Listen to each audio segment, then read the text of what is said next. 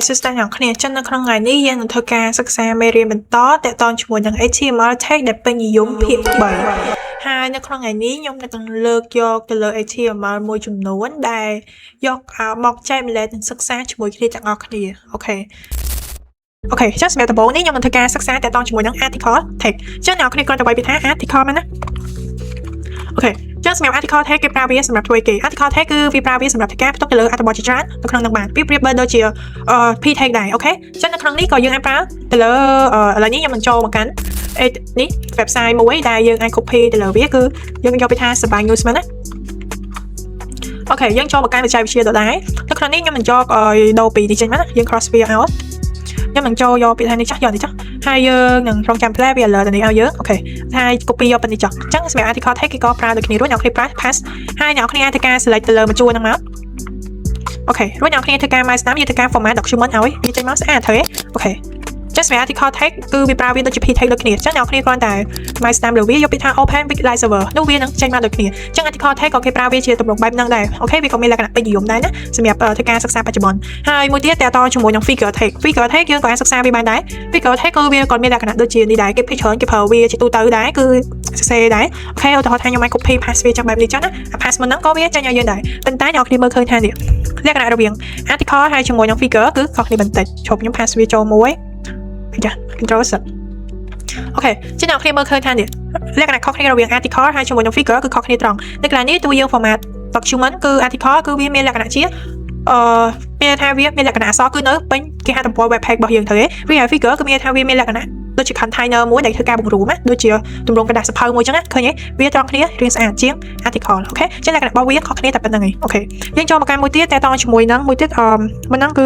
ដូចជា footer ទេអូខេ footer គេប្រើប្រាស់សម្រាប់គេ footer ពីច្រើនគឺគេប្រើប្រាស់នៅពេលដែលគេហទំព័ររបស់យើងនៅចុងផ្នែកចុងក្រោយមានថាឥឡូវឧទាហរណ៍ថាខ្ញុំចូលមកកាន់នេះចុះនេះខ្ញុំនឹងបង្ហាញ scroll ចុះក្រោមនេះអាកន្លែងផ្ទៃ background របស់ខ្មែរហ្នឹងគឺវាមានថាវាជា footer ដែលនៅក្នុងហ្នឹងគេអាចធ្វើការ import ទៅលើ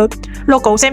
website ផ្សេង link ដែលគេភ្ជាប់ទៅកាន់គេហទំព័របណ្ដាញសង្គមរបស់គេផ្សេងដែលគេដាក់ក្នុងហ្នឹងគឺមានថាជាជើងចម្រុះរបស់គេហទំព័រ website របស់យើងនៅពេលដែលយើងធ្វើការចង់ create ទៅលើ footer គឺគេប្រើទៅលើ footer tag តែម្ដងណាតែអ្នកខ្លះក៏គេអាចប្រើទៅលើ div tag បានដែរអូខេចឹងនៅកន្លែងនេះអ្នកគ្នាក៏អាចធ្វើការ copy paste វាមកព្រោះយើងយកពីថា format document អូខេក៏វាចេញឲ្យដែរណាហើយអ្នកគ្នាចូលមកកាន់នេះមកឃើញទេវាដូចគ្នាវាអានេះគឺជា footer ហើយនេះប្រៀបបានដូចជា head ហើយនេះគឺជា body ហើយនេះគឺជា footer ហ្នឹងចឹងទៅណាតែហ្នឹងហើយដើម្បីបញ្យល់អ្នកគ្នាយល់ដើម្បីអ្នកគ្នាយល់គឺខ្ញុំអាចបញ្យល់ថា color នេះវាជា header ខាងក្រោមផ្នែកកណ្ដាលនេះដែល center ហ្នឹងគឺវាជា body ហើយនៅកន្លែងនេះគឺវាជា footer តែកន្លែងហ្នឹងគឺខ្ញុំបានបញ្យល់ដែរគឺនៅមេរៀន episode 1អូខេអញ្ចឹងដើម្បីយកកាន់ច្បាស់អ្នកគ្នាអាចចូលទៅកាន់ episode 1របស់ខ្ញុំដើម្បីធ្វើការ click ចុះមើលទៅណាคลิกចូលមើលទៅណាអូខេហើយអញ្ចឹងទេអ្នកគ្នាអាចចូលទៅកាន់ YouTube channel របស់ខ្ញុំគឺមានឈ្មោះថាសម័យ code ហើយជាមួយនឹង Facebook page របស់ខ្ញុំគឺសម័យ code ដែរហើយជាមួយនឹង Facebook ទី2របស់ខ្ញុំគឺឈ្មោះលៀងអូខេអញ្ចឹងអ្នកគ្នាក៏អាចចុច click នៅខាងក្រោមដែរដែលខ្ញុំបានដាក់ description ព្រមទាំង link អ្នកគ្នាអាចចូល click ទៅមើលបានផងដែរអូខេដើម្បីឲ្យយល់មេរៀនកាន់តែច្បាស់អូខេឥឡូវនេះយើងនឹងចូលទៅកាន់មេរៀនបន្តរបស់យើងគឺតាក់ទងជាមួយនឹង form អញ្ចឹងដូចខ្ញុំបាននិយាយបញ្ជាក់មុនហ្នឹងដែរគឺ form គឺភាគច្រើនក្នុងមេរៀនឥឡូវនេះគឺខ្ញុំអត់សូវសង្កត់ធ្ងន់ទេដោយសារតែមេរៀន form យើងធ្វើការមាន tag ច្រើនទេដែលគេប្រើនៅក្នុងហ្នឹងអញ្ចឹងខ្ញុំអត់សូវសង្កត់ធ្ងន់នៅក្នុងមេរៀននេះទេអូខេគ្រាន់តែលើកយកដើម្បីឲ្យអ្នកគ្នាបានស្គាល់តាក់ទងជាមួយនឹង tag ពេញនិយមប្រើសពប៉ុណ្ណឹងសោះអូខេ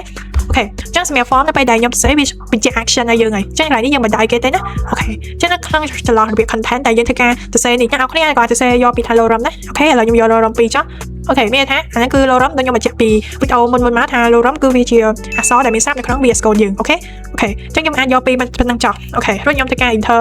ចូលការ display ចូលមកកាន់ file server របស់យើងមើលឃើញថានេះគឺជា form អូខេអញ្ចឹងវាប្រៀបដូចជា tag មួយដែលមានលក្ខណៈដូចគ្នាទាំងអស់ឃើញណា